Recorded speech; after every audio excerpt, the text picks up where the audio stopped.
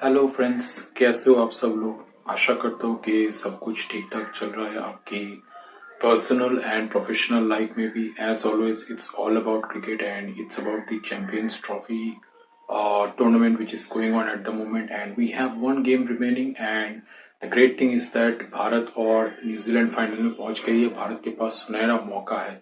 तो आज का जो ये छोटा सा वीडियो है वो मेनली इस बारे में है कि बेस्ट टीम को टूर्नामेंट जीतना चाहिए। ये 2023 वर्ल्ड कप की तरह नहीं होना चाहिए कि बेस्ट टीम एक खराब दिन की वजह से टूर्नामेंट की फाइनल हार गई और सब उन्हें धीरे धीरे भूल जाते। हालांकि भारतीय लोगों ने नहीं भूला है, तो इस पर ही थोड़ा मैं बात करना चाहता हूँ।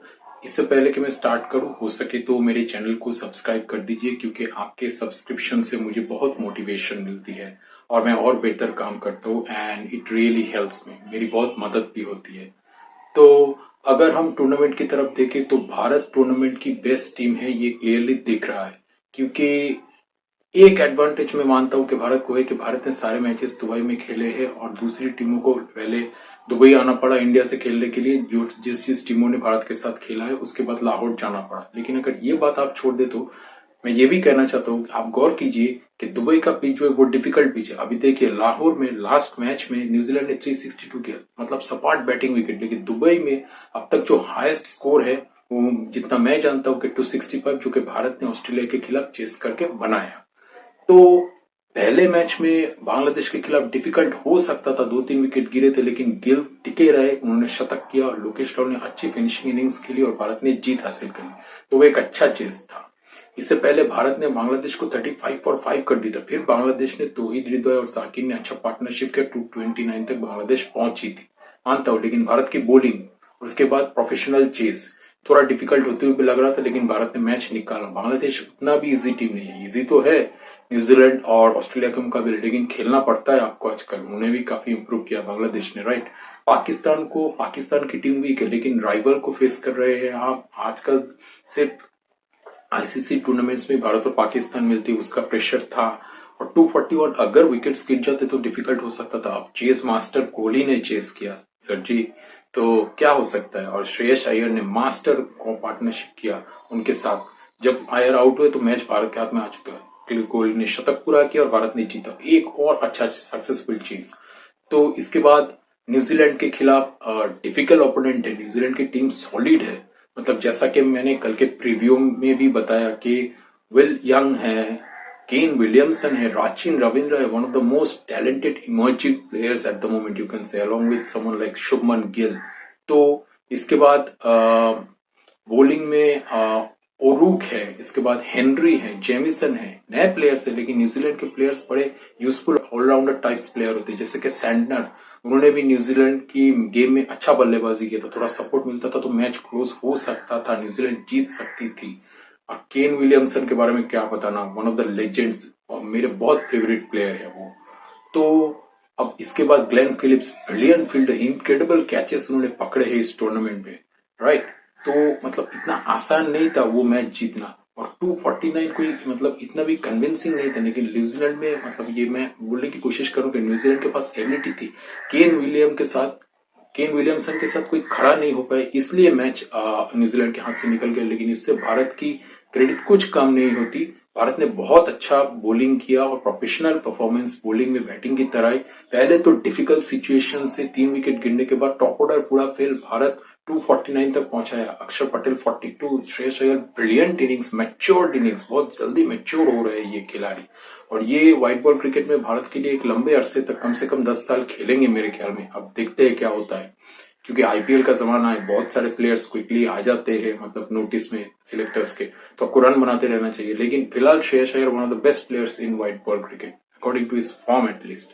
तो भारत मुश्किल सिचुएशन से निकली 249 की, और उसके बाद न्यूजीलैंड को एक भी पार्टनरशिप करने नहीं दिया। तो 3 गेम में 3 तरह के डिफरेंट प्रेशर हैंडल करके भी भारत जीती। इसके बाद मतलब ऑस्ट्रेलिया से वर्ल्ड कप के फाइनल में हम हारे थे, उसका प्रेशर। बॉर्डर गावस्कर ट्रॉफी में 3-1 हारे, उसका प्रेशर। उसके बाद न्यूजीलैंड से, उससे पहले न्यूजीलैंड से घर में हारे 3-0। आप सोचिए अगर ये सेमीफाइनल भारत आती तो कितना क्रिटिसिज्म होता है हमारे देश में, क्या होता है हम जानते हैं। लोग बिना समझे भी बहुत कुछ बोल देते हैं। और लेकिन इन फॉर्म कोहली ने फिर से मास्टर क्लास चीज किया, 84 किया पिच, फिर 5 बाउंड्री उन्होंने मारे हैं। और मतलब 60 रन, मोर देन 60 रन उन्होंने दौड़ के लिए। लोकेश राहुल अंडररेटेड प्लेयर, उन्होंने बहुत अच्छा फिनिश किया। Hardik Pandya confidently dot ball खेल रहे थे, उनको जैसे मालूम था कि मेरे जोन में आएगा तो मैं छक्का मारूंगा और मैच जीतेंगे, तो इतना कॉन्फिडेंस। श्रेयस अय्यर फिर से 45 पार्टनरशिप, एक स्टिफ टारगेट हो सकता था, हमने पार्टनरशिप कर दी दोस्तों, तो इसलिए टारगेट सहज हो गया और आराम से हमने जीत लिया। लेकिन ऑस्ट्रेलिया ने देखी उसके बाद भी गेम 48 ओवर तक खींचा, तो आसान नहीं था। तो इसके बाद तो इसी टीम को चैंपियन होना चाहिए। और डिफिकल्ट पिच में हम खेल रहे हैं, यहाँ पे 260 240, अगर आपके पास बॉलिंग थोड़ी जबरदस्त हो जाए तो डिफिकल्ट है जीतना। तो हमने 4 मैचेस जीते, अब लास्ट में आके कुछ गलत नहीं होना चाहिए। मतलब देखिए, मैं सच कहता हूँ, मैं भी स्टैटिस्टिक्स पर ध्यान देता हूँ, स्कोर्स पर, रिकॉर्ड्स पर, लेकिन आपको बड़ा मैच जीतने के लिए कभी कभी थोड़ा लक भी चाहिए होता है ना।